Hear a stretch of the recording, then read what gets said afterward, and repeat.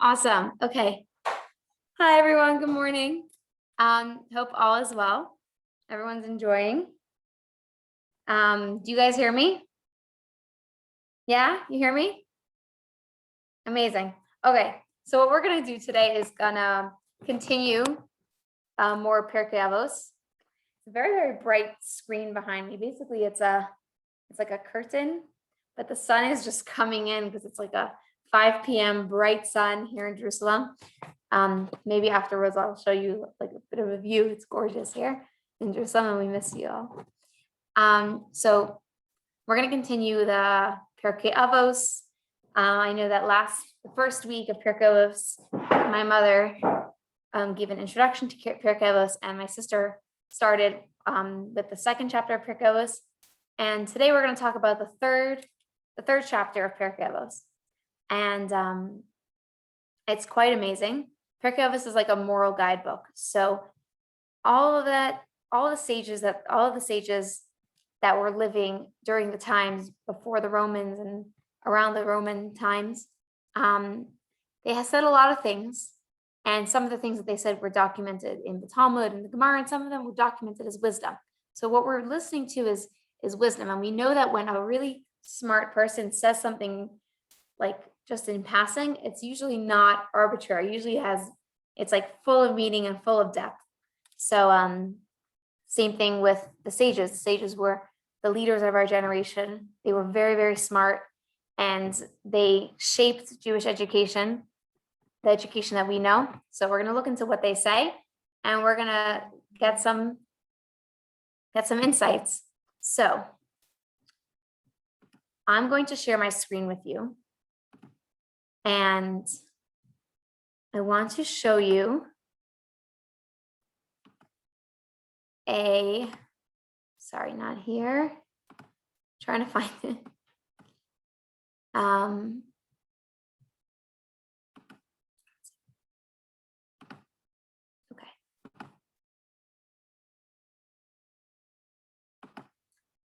Okay, so welcome to the Pirkei Avot class, chapter 3.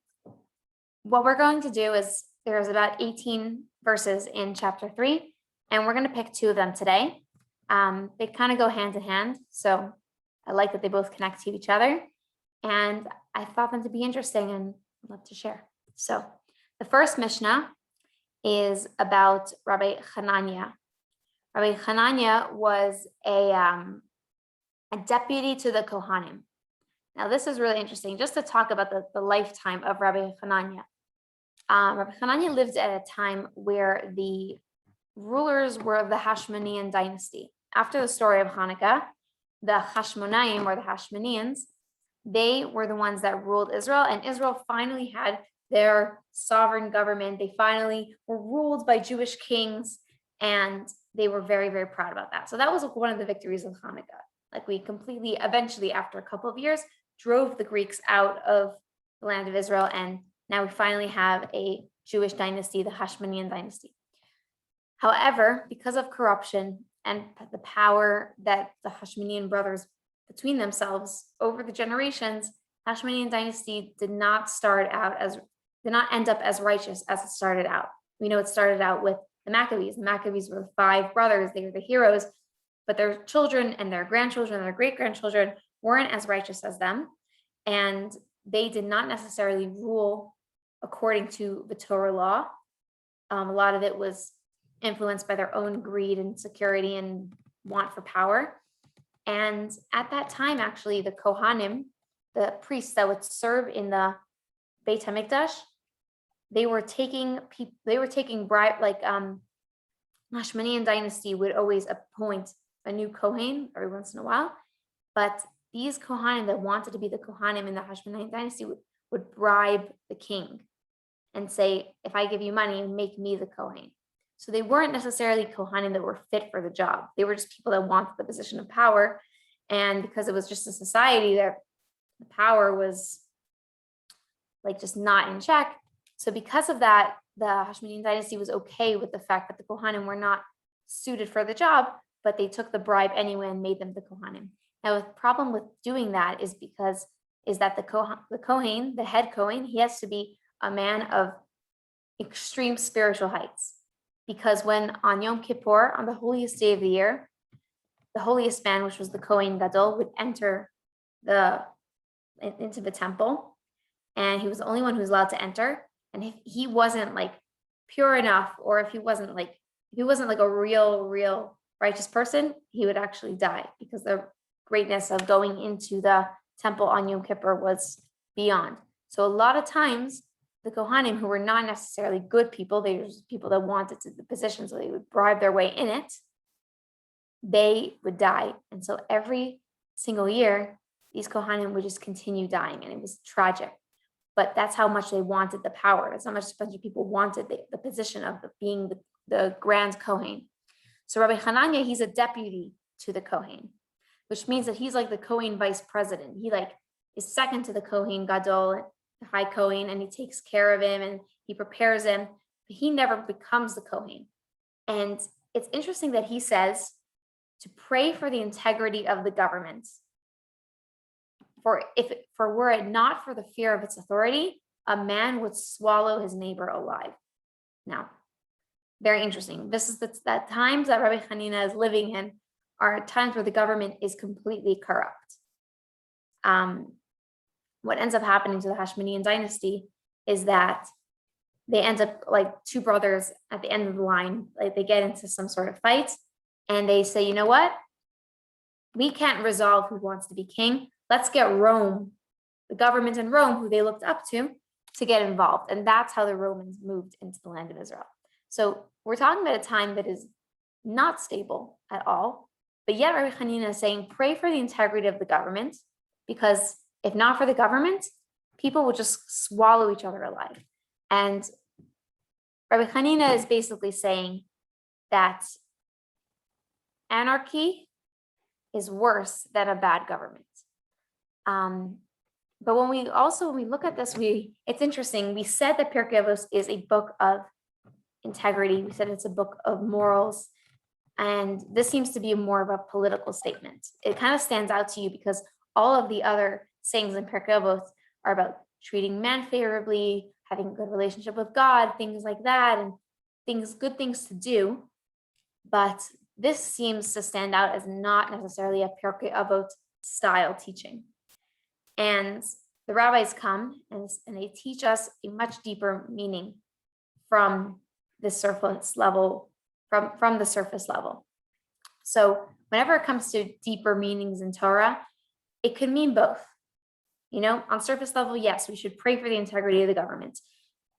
Even if you don't agree with what the government is standing, if we don't all respect the government, then there's fighting and there's animosity and there's hurt and there's hatred in a single nation that's supposed to be unified. And that's obvious to most of us, that it's very, very hard to be one united nation if we all are against each other and if we're all against the government. We have to remember that the government is also there like to help us and keep things in order and in place. But there's a much deeper meaning of what exactly it means to pray for the integrity of the government. So our sages say that the government down below is a mirror reflection of the government on high. So Hashem, God, he is the king of all kings. He is the creator.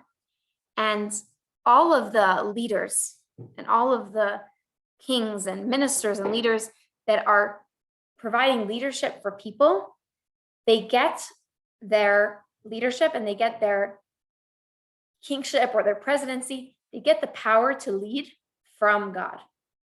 And it's almost like there's like a godly factor that is in their personality just because they're king.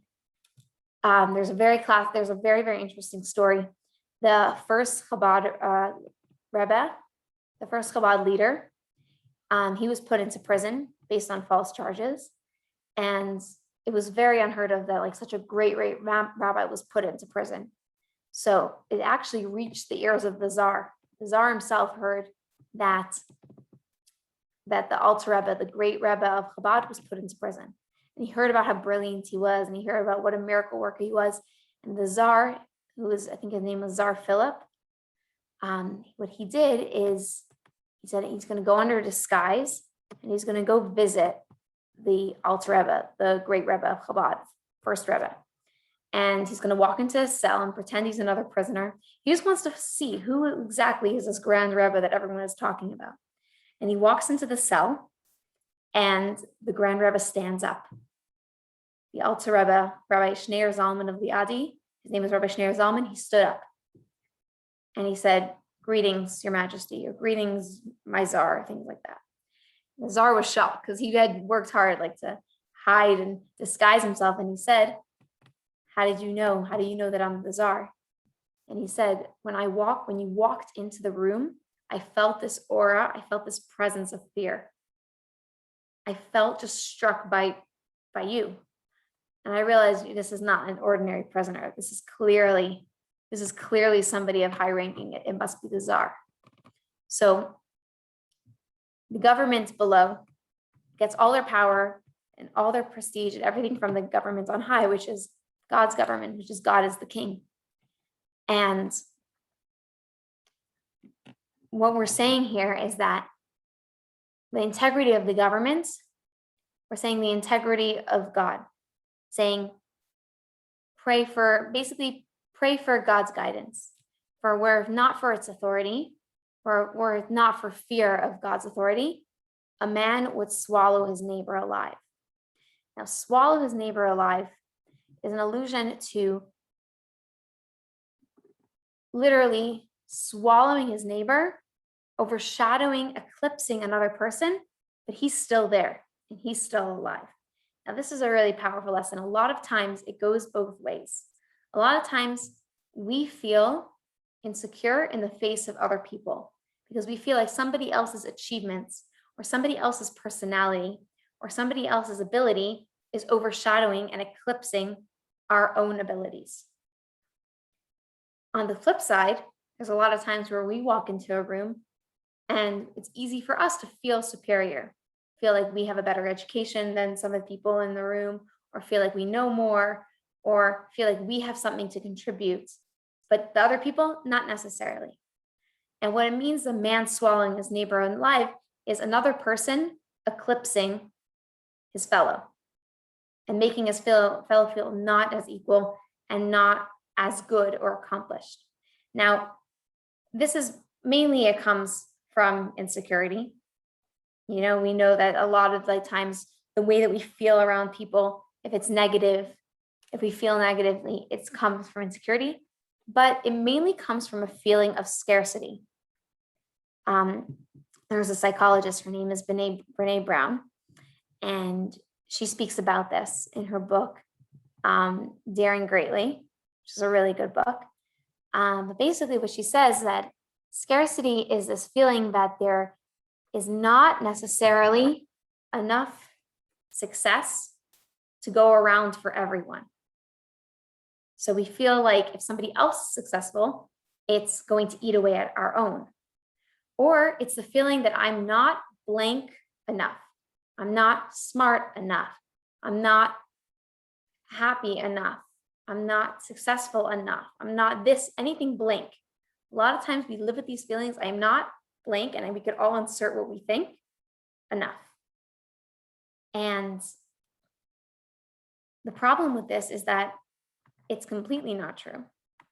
Another problem is that we go through our day thinking these negative thoughts about ourselves.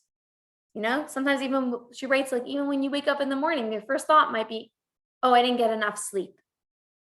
And then, and then you go to work and then you're like, "Oh, I'm not recognized enough by my boss or my coworkers." And it just goes throughout the day, and it's little things that just eat away at our feeling of self-worth. And it's not right to ourselves at the end of the day.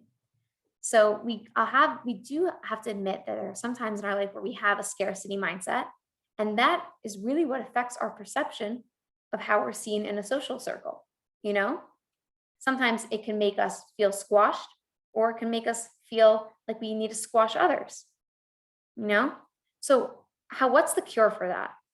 How do you get past that? How do you make things better? The real answer is yes, you can try to overcome your insecurity. You could always try meditating on the fact that you're enough. But praying for the integrity of the government is the answer for a man not swallowing his neighbor alive. According to God, we're all equal. We're all created equal, like it says in the Constitution, right? All men are created equal.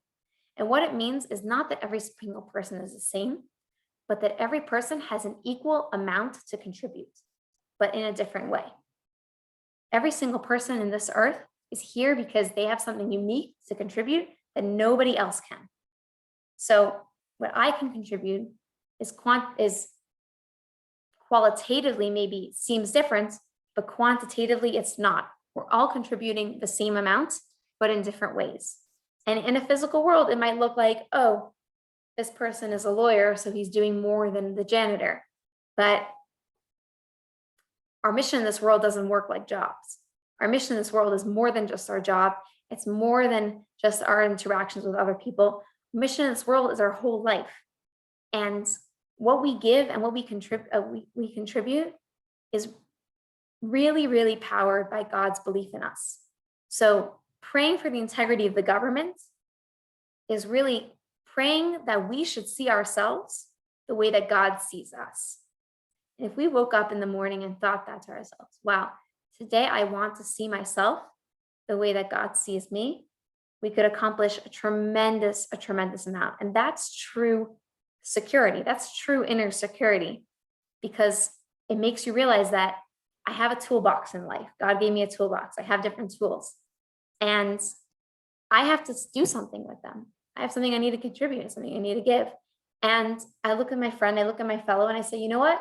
You also have something you need to give, but it shouldn't make me feel inadequate.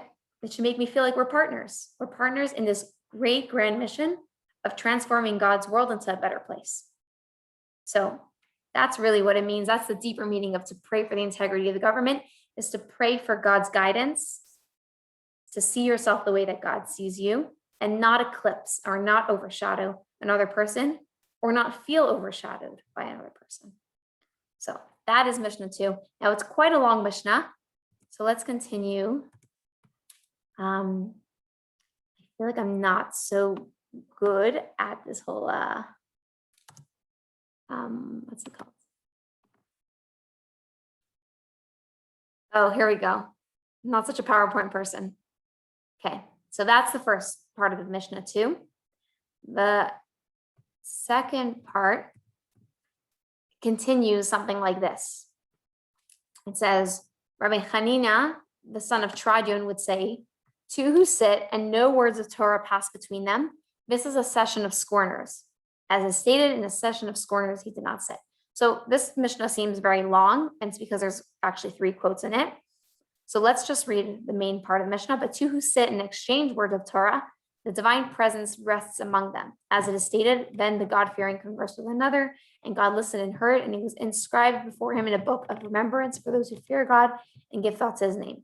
So from this, I know only concerning 2 individuals. How do I know that even a single individual who sits and occupies himself with Torah, God designates reward with him? From the verse, he who sits alone in meditative stillness, indeed he receives reward for it. So this Mishnah is speaking about if you are sitting with somebody, either sitting at a cafe or just having a conversation with somebody, and no words of Torah pass between you, then you're sitting in a company of scoffers, of scorners and scoffers. That's the word that he uses, scorners, like just people that don't really have anything valuable to talk about. Now, Rabbi Hanina ben Tradion, he lived during the times of the Roman occupation of the land of Israel.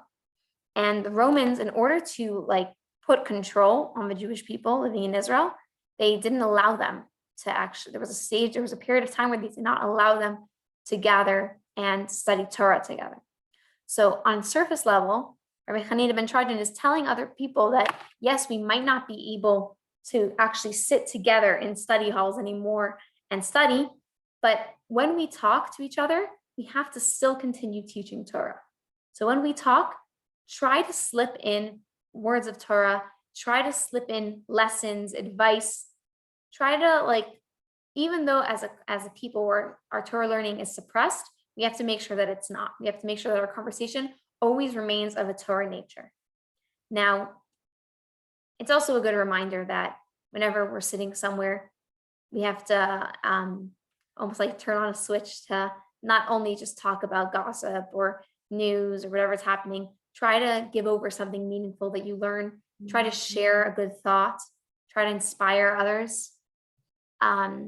There's a saying that the Lubavitch Rebbe liked to say a lot. It was, if you know Aleph, teach Aleph. We don't all have to be professors walking around telling everyone what we think or what's the best advice or anything. But if there is something about Judaism or something deep or meaningful that you know, then you can share it. It doesn't have to be everything, but it could be one thing and it could stick with somebody. So the way that it connects to the first part of the Mishnah is that we're talking about people and about seeing people on an equal level, the way that God sees us, right? God sees us all, each one of us is his precious child.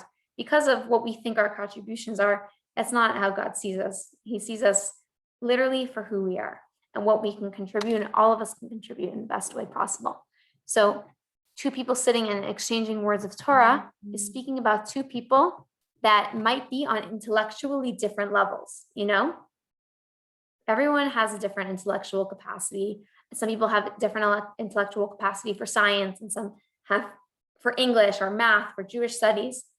But when you're sitting and learning with somebody, try to really listen to what they can teach you. Don't think that you hold all the answers.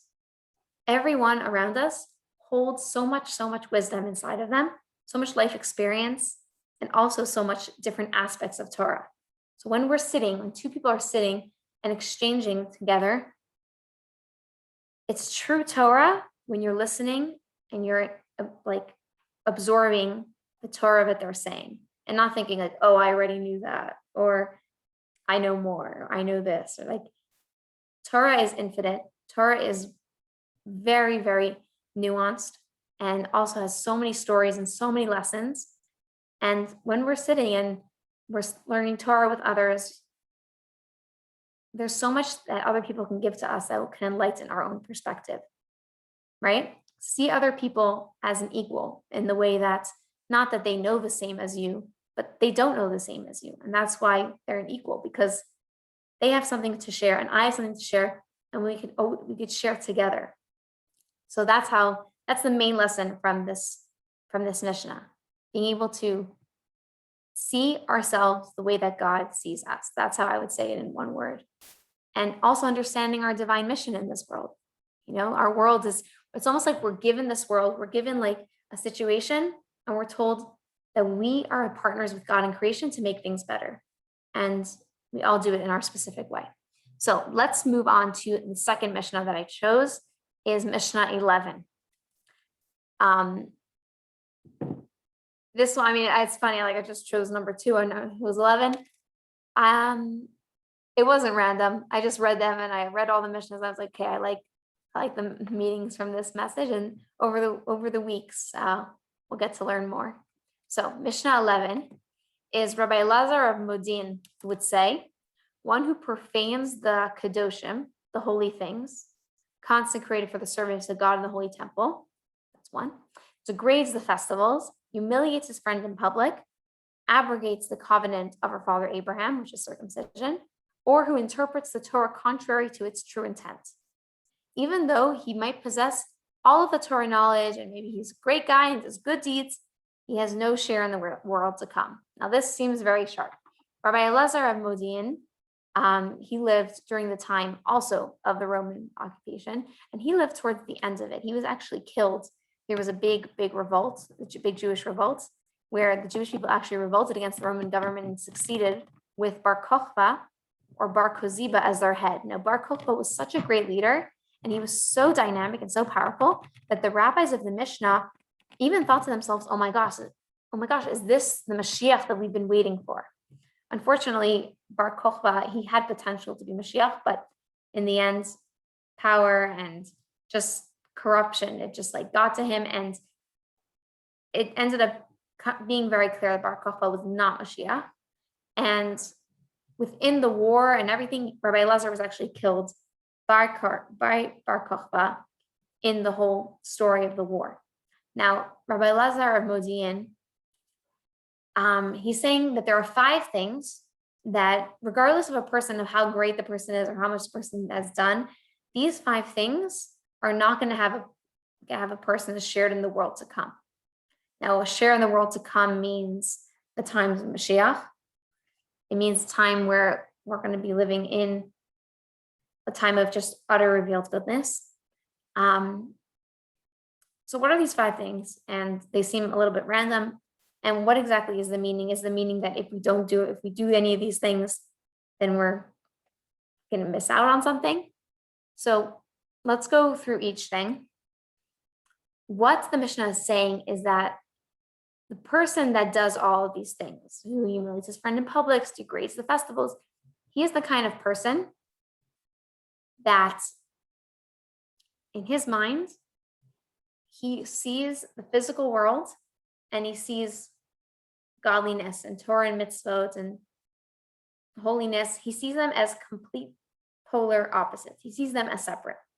And he doesn't see a way for them to blend or for them to merge. He thinks that a physical mitzvah doesn't make sense because things have to make sense. Things always have to make sense in order for things to be true. And this person is not the kind of person that, like in the last mission, we discussed how a person comes into this world, he's given a divine mission, and his mission is to elevate this physical environment. And to be spiritual, according to Judaism, does not mean to sit on a mountaintop and meditate and devote your life to just focusing on your inner goodness. That's not spiritual at all. If anything, that's just self-destructive. Real spirituality, according to Judaism, is going out into the world, into a place that seems dark, and adding light, and adding your share of light. So this person does not really believe in that.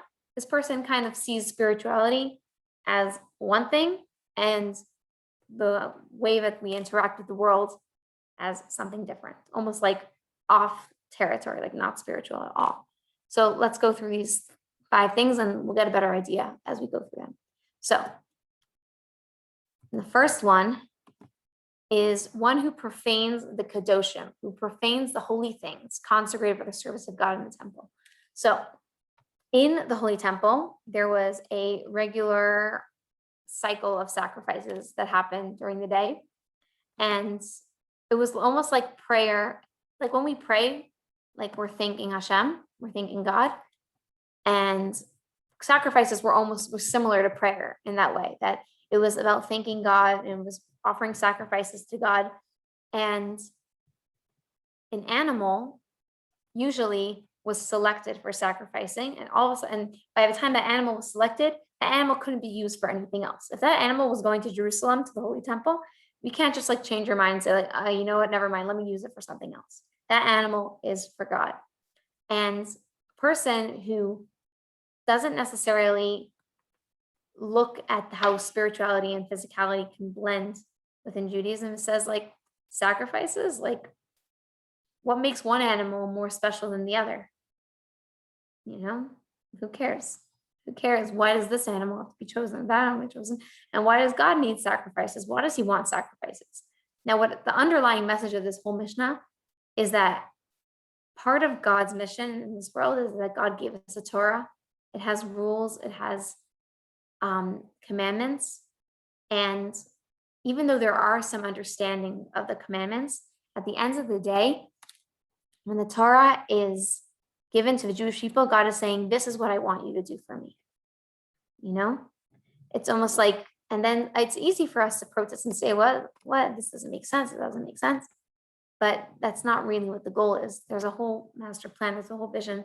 And in God's kingdom, if this is what he wants us to do, then this is what we need to do. So somebody who profanes the Kadoshim, who says like, oh, like this animal being chosen, like why does like if the farmer puts his finger and says, oh, this animal is going to go be a sacrifice, why does it hold so much weight? And the answer is that animals have the ability to become holy and be used for a mitzvah. So that's one example. That's what this person is saying. And our answer to him, so to speak, if we were to answer him, is to say that animals have the ability to be used for a holy service, to be used for sacrifices, and that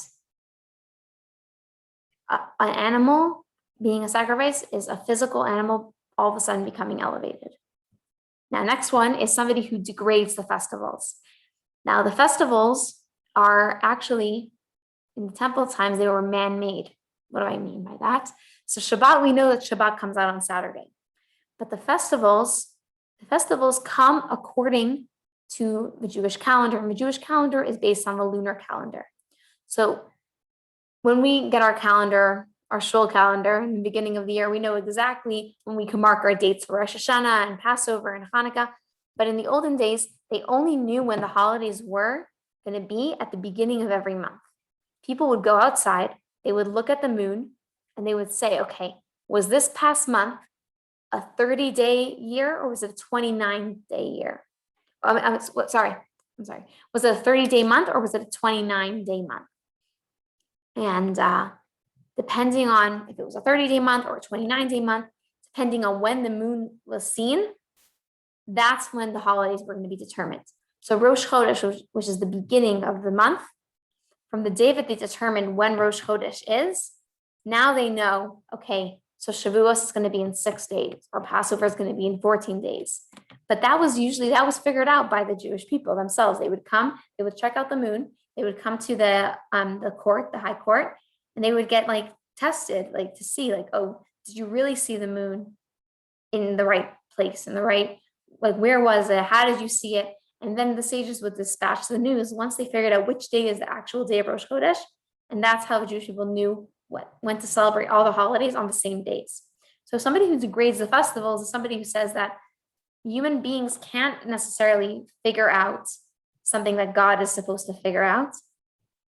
He doesn't respect that. He doesn't respect the fact that there's a part of Torah that God gave to us to determine. Something as powerful as a festival, the Jewish people are able to determine, which is a great, great thing. But he's somebody that says, no, not necessarily. If human does it, it's not as great, and he doesn't respect it as much. And our so to speak answer to him is that a person is given certain tasks in this world that put him in partnership with God, and God trusts us to do those things and do those things according to the Torah law, and they're as holy as if God were to determine when the days of the festivals are. So even though the festivals, today's day and age, we just use a calendar that has been predetermined a bunch of years. We don't really do this practice anymore. But this person is basically disrespecting the fact that our mundane existence and spirituality can't necessarily combine. And that's a erroneous thought. Next thing he does is he humiliates his friend in public. Now, humiliating a friend in public is not right, but usually it's somebody who doesn't basically respect the spirituality and the sanctity of a friendship. He just sees the friendship as just on a physical plane. He just sees it as it's a relationship, and if it works for me, then it works for me. If it doesn't work for me, then it doesn't work for me. So if it comes to the point where I need to gain, then I don't mind humiliating another person in public. But according to Torah, a friendship, even the most basic friendship, the most basic relationship, is more than just a connection. It's a loyalty. And being loyal to friends and sticking up to friends and being there for friends is a spiritual thing. It's a holy thing. It's a mitzvah. Now, this person who humiliates his friends in public, this character of the Mishnah that we're saying, he's somebody that doesn't necessarily see the spiritual dimension. He thinks that if he humiliates somebody's face in public, it's not as important as a mitzvah.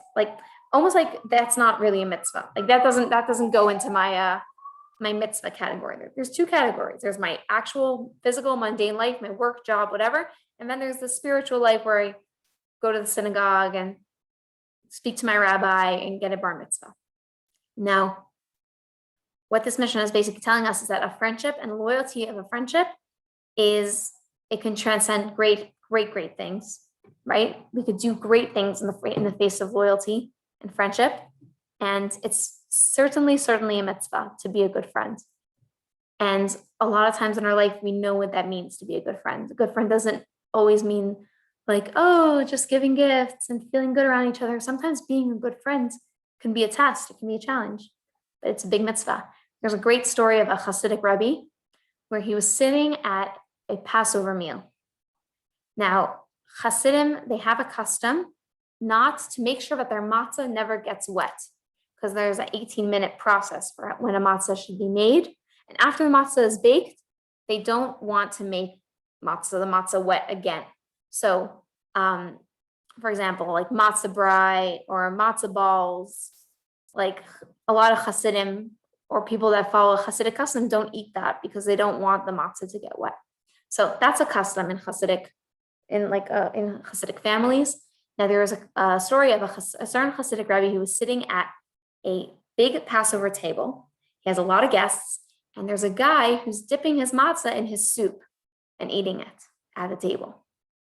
Now, this is not a not kosher for Passover thing at all. This is just a Hasidic custom. Everyone else at the table was like, oh my gosh, this guy did not get the memo. What is he doing? What does he think he's doing? You know, everyone on the table has the same custom. So the soup he was eating is borscht. He was eating borscht, which is like a red beet soup. And he was like unawarely, like just eating it. And then over the course of the meal, he was getting stares and he got embarrassed and he realized that, oh my gosh, I'm doing something wrong. Oh my gosh, what is it? Oh, right, I'm not supposed to do this. And he got embarrassed. So Hasidic Rebbe noticed, and there were also people whispering, oh, doesn't this guy know? This is the custom at this table. The Hasidic Rebbe himself, he broke off a piece of his matzah and he dipped it into the borscht, into the red soup, and he started eating it. And all of the followers were shocked because that is not something that they would expect from the Rebbe. And the Rebbe said, it's better that my matzah should become red than somebody's face should become red. You know, that's a powerful line, because religiosity or so-called religiosity is not doing a mitzvah over a person's, over a person's honor, you know, a person's honor and being a good friend. It is as equal as a mitzvah to any other mitzvah in the Torah or any other custom or any other thing that's regarded as holy. It's as holy and as important. So next one is that he abrogates the covenant of Abraham, circumcision. He basically scorned circumcision, and he says, how is it possible that this great covenant that we have with God, right? Abraham, our father, he had this covenant with God. I'm going to always be your people. God says, I want your people to always be my people. And we're going to make a covenant on that. And that was circumcision. That was bris milah. Now, this person in this line of thinking says, it's not possible that circumcision can be something that's so great or so holy. Like, what is it even? It's just a mark on your body. How is your body something that could like generate or be like a vessel for holiness? But our so-called answer to him would be that it's precisely that. Precisely, our bodies are a vessel for holiness, and our bodies are able to be a vessel for a mitzvah. And that even though this is something that may not be in our realm of understanding the details of it, if God wants this to be done, this is what we're going to do, and it's as holy as anything else. And if God were to make circumcision something different, that's what it would mean to us also. So basically, this man is, in his mind, again, he's just saying that things that are physical cannot be spiritual or cannot be holy or meaningful. I think two separate things. And what we say to him is not necessarily, if this is what God wants, then this is what we do. And then the last one he is somebody who interprets the Torah contrary to its true intent. Now, the Torah was given to us to learn and decipher and understand, but only in like guidelines of not like going like too far-fetched, only the guidelines of like what the sages say and what exactly Torah means. When Torah says something is things that we learn down from generations and generations. Now, somebody who interprets the Torah contrary to his true intent is somebody who doesn't necessarily see the Torah, like we said before. Somebody does not necessarily see the Torah as a guidebook to the our physical world, or our physical existence, or our lives. He sees the Torah contrary to its true intent. He interprets the Torah as the Torah is a spiritual book. Was written by Moses and by God. It was written by God. It was dictated by God, written by Moses by hand, and it doesn't have any place in my life. It doesn't have any place in my day-to-day life. And what we tell this person is that, contrary to what you believe, the whole purpose of the Torah, the same word of Torah comes from the word Horah, which means a lesson. The Torah teaches us how to live our lives. And the Torah is not asking us to always be studying every single second, every single second of the day. What the Torah is asking us to do is go out into the world, learn Torah, do mitzvot, do good deeds for other people, and really to saturate our environment in goodness and holiness and light. And all of us are able to do this. Now, not all of us need to be rabbis. All of us are able just to be ourselves. And we all have a portion of the Torah. Every single Jew has a portion, almost like their piece in Torah, that they are able to share to the world and to their surroundings and to their friends. And so somebody who interprets the Torah contrary to its true intent is somebody who doesn't see the Torah for what it truly is. He's somebody who only sees the Torah on surface level. But the Torah is something that is read in synagogue, and maybe I read it at my bar mitzvah, and that's about it. Or somebody that's very, very intense, very, very spiritual about Torah, but Torah doesn't have a place in modern society.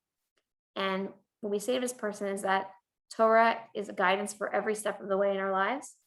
And Torah has wisdom that transcends generations because it was written by God. If Torah was written by a man, then it can't transcend generations. But because it's written by God, it's supposed to guide us until the times of Mashiach. And somebody who interprets Torah contrary to its true intent is somebody who just needs to realize that Torah is for 2021 as much as it was for the 1400s. The Jewish people have endured because they have stuck to the true meaning and to the value of Torah. So that is the two Mishnahs. Now, the way in my mind that I connect them is that both of them talk about a mission that we are endowed with. Every single person in this world is endowed with a mission. And that's what drives us at the end of the day. That's what drives us to live our lives the way we do. Our principles, our values. If there is not something that we are worth, that we hold valuable or find important, then what exactly do we live our lives for? We live our lives for the purpose of living a valuable life, living a meaningful life, living a life based on our values, based on our principles. And I feel like for a lot of people, this is a lifetime journey, and also a lifetime journey of knowing when to apply your principles and when to apply your values and when to stay true fast to your values and your principles. It could sound very vague, but we all know times in our lives where we've felt that. And the Torah is given to us as a book of values and a book of principles. So it's almost like we're given our principles on a silver platter. Like, these are the principles, these are the values, And for a lot of us, the work in our life is not necessarily looking for a value, but making sure that a value that we respect aligns with who we really are. That, for example, you believe that it's not right to be jealous, but what does it mean to not be a jealous person? It means to work on yourself, to make sure that you're not that, or any other value in life. So part of doing the inner work is also, it reflects outward, right? Everything that we are inward reflects outward. And basically it's an important thing. It's an important thing to live our lives knowing that we have something to do in this world. We have a mission and that God believes in us. I want to share, I think I lost my screen. One more thing. On Sunday, there is actually a thing on the Jewish calendar, a noteworthy date on the Jewish calendar. This is the 17th of Tammuz, and 17th of Tammuz is going to be a fast day. Some Jews have it's been like a custom for a generation for Jewish people to fast on the 17th of Tammuz. It's not like a strict fast like Yom Kippur. If somebody is unable to fast, then they don't. But it's a very sad day because we all know Tisha B'Av, which is the 9th of Av, the saddest day of the Jewish calendar, where the temple was actually burned. But there was a buildup. There actually was a buildup. Not only was there a buildup, there were also actually about 6 things that happened, 6 awful things that happened in Jewish history on the 17th of Tammuz. Now, from the 17th of Tammuz until the 9th of Av, we have about 3 weeks. These 3 weeks are known to be a period of sadness on the Jewish calendar and a period of mourning for the temple. Now, it would be a whole other class just to go into all the events of happened on the 17th of Tammuz. But in brief, the 17th of Tammuz was the day that actually Moses broke the tablets when the Jewish people worshiped the golden calf. It was also during the Babylonian siege of Jerusalem, the operations at the temple on the Temple Mount, they couldn't continue as planned. Basically, Babylonians made sure that the Jewish people were not able to continue sacrifices. Apostomos burned the Holy Torah. There's a disagreement if he was Greek or if he was Roman, but it was the first time that a Torah was actually burned, and that was extremely tragic. And we know throughout Jewish history, Torahs have been burned, but this was the first one. And an idol was placed in the Holy Temple on this day by, I think, the Greeks. And this is the main one. The walls of Jerusalem were breached by the Romans in 69 CE after a lengthy siege. 3 weeks later, after the Jews put up a valiant struggle, the Romans destroyed the second Holy Temple on the 9th of Av. So they sieged Jerusalem. They basically made the people of Jerusalem starve. They cut off their water supply. And then the walls of Jerusalem came crumbling down. They catapulted their way through. And 3 weeks later, they did their final hurrah and burned the Holy Temple. Now, the magnitude of that is extremely, extremely harrowing, extremely mournful. And there's another thing that happened, that this is also the date that the Babylonians also breached the walls of Jerusalem. This is just a day that holds a lot of grief in the Jewish calendar.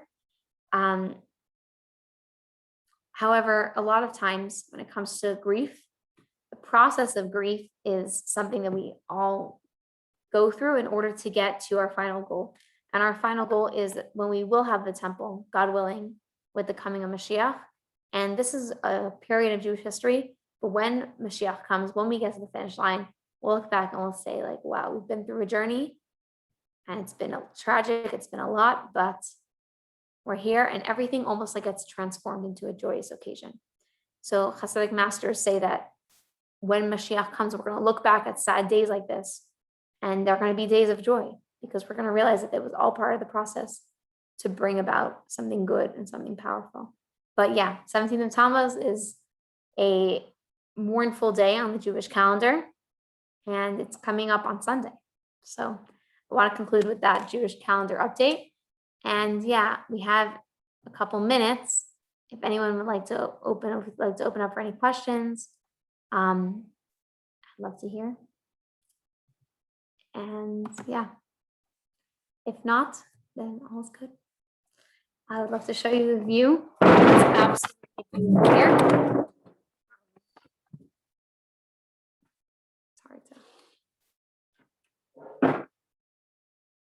hard to see, but you can kind of see. Didn't work. Yeah, would anyone like to ask any questions or maybe to share something or thoughts? We'd love to hear.